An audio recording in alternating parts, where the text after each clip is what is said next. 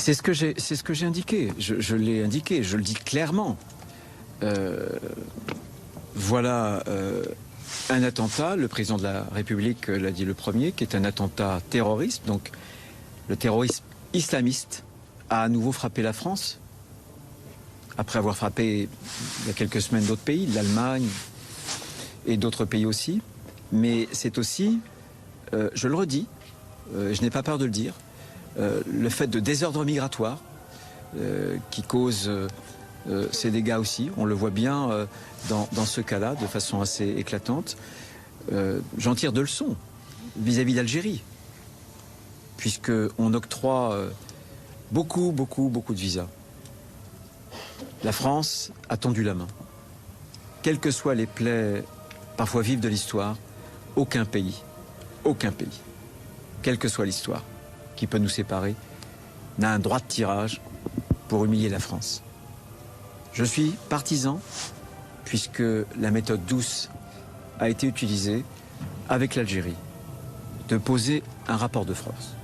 Le droit international, les relations entre les pays, les nations, mais là, notamment avec le régime algérien, c'est la réciprocité. Il n'applique pas un certain nombre d'accords que nous avons passés avec eux. Pourquoi est-ce que nous, on serait plus royaliste que le roi? Donc moi, je suis pour ce rapport de force, parce que je vois bien qu'on a des individus dangereux qui devraient être en Algérie et qui sont sur le sol français. Vous êtes un professionnel de santé. Vous connaissez la situation d'hôpital. Heureusement qu'on a des immigrés. Hein. Bien sûr. Parce que je vous dis mais pas, en situation régulière. En situation régulière. Oui. Non, mais là, on est d'accord sur les 500 000, voilà. sur les 500 000 personnes, le fameux demi-million, ça fait beaucoup. Et puis il y a beaucoup d'étudiants, de touristes, pas que des... Là, on ne parle que des gens qui sont réguliers. Non, sur les 500 000. Non, sur les 500 000, il y a une partie irrégulière. D'accord, il y a combien? C'est difficile, on considère que c'est 50 à 60 000. Voilà, donc on est d'accord, donc on parle de 50 à 60 000 personnes en fait. Donc on parle de ces fameuses 50 000 personnes. 50 000 personnes sur 70 millions de personnes. Mais c'est tous les ans on va s'en sortir. Non, je vous promets qu'on va s'en sortir. Non. En fait, ils se servent de Boualem Sansal. Ils en ont rien à faire, je pense, de cet écrivain. Tu sais pourquoi ils en ont rien à faire, Adil? Oui, parce que avant de venir, lorsque tu m'as dit, Karim, je voudrais qu'on aborde ce sujet, je me suis dit, et si je regardais combien de Français sont incarcérés dans le monde?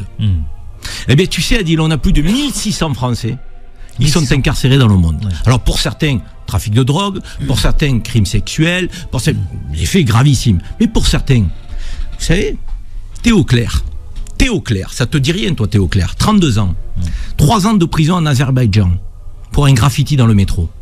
Tu as entendu, toi, la France mobilisée pour Théo Clair? Un graffiti dans le métro en Azerbaïdjan, septembre 2024. Il a pris 3 ans de prison.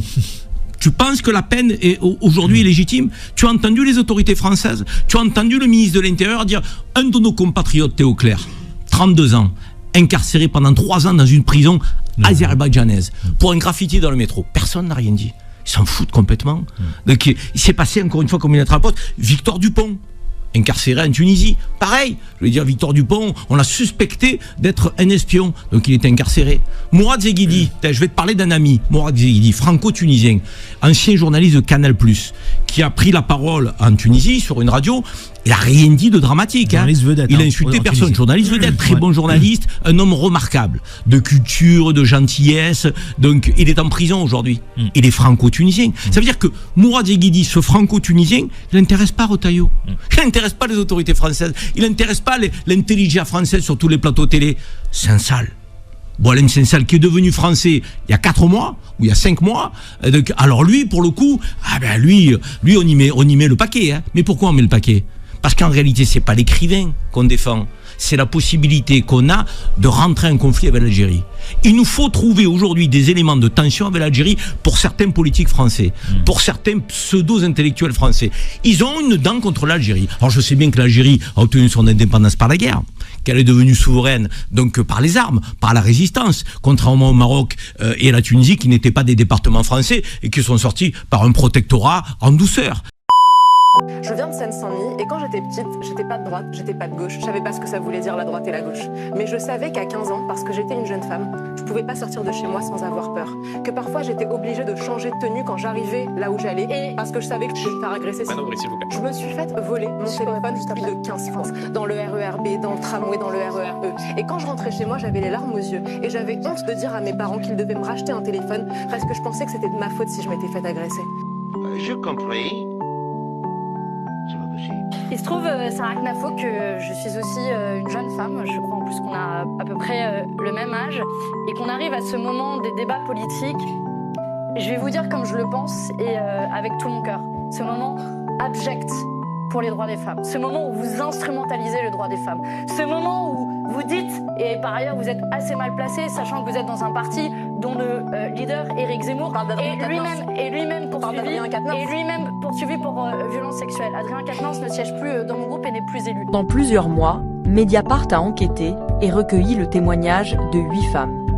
8 femmes qui accusent un homme, Éric Zemmour, de comportements problématiques, d'agressions sexuelles, pour des faits présumés allant de 1999 à 2019. Il me prend avec ses mains, il me bloque contre la paroi de l'ascenseur et il m'embrasse de force sur la bouche. Il me dit « vous allez me remercier autrement » et en fait là il m'embrasse et il me fourre sa langue dans ma bouche. Dans le monde de ces gens-là on se sert et ce jour-là il s'est servi. J'étais là et il s'est servi. Comme je vous dis, ça m'a jamais empêché de dormir mais j'y ai pensé, ça fait 20 ans et j'y ai pensé tout le temps. Je me rappelle comment j'étais habillée ce jour-là. C'est un candidat à la présidentielle. Moi, j'estime qu'il est indigne de cette fonction. Vous me demandiez que faire vis-à-vis de l'Algérie. Encore une fois, les chiffres de Sarah Knafo s'effondrent face aux faits. En septembre, elle affirmait que la France versait 800 millions d'euros par an à l'Algérie, mais le gouvernement français a corrigé cet intox. En janvier, la polémique refait surface. L'extrême droite exige l'arrêt de cette prétendue aide, après l'affaire de l'influenceur algérien, mais surprise. L'ambassade de France publie les vrais chiffres, les montants sont bien moindres et profitent avant tout aux intérêts français. Mais Knafo continue, elle attaque l'Agence française de développement, qui lui répond immédiatement, aucun prêt à l'Algérie depuis 2005.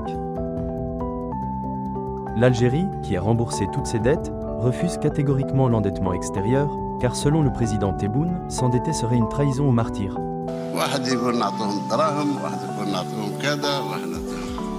جزر ما تحتاج حتى إلا الله عز وجل وولادها فاتك.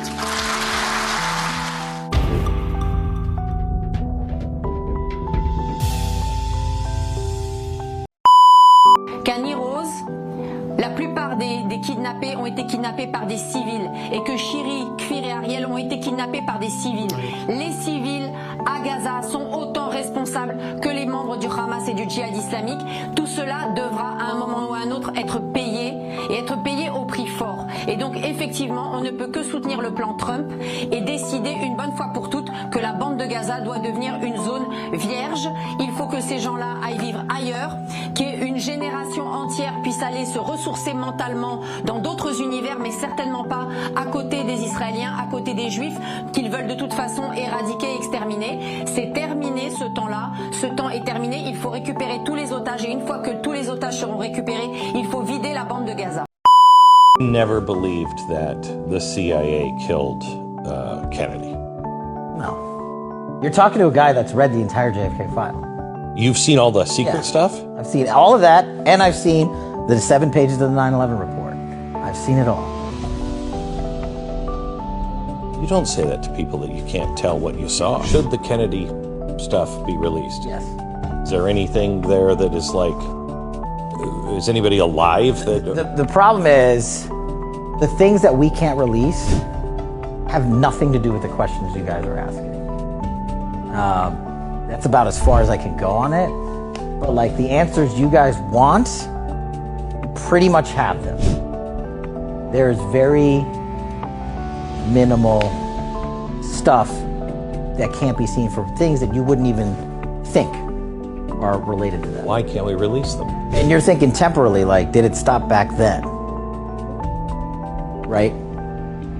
You know, the way intelligence works is you're always developing it. Where did I get that? Where did that go? Oh, hey, I found that guy 5 years ago. Let's go talk to him. Where does that get us?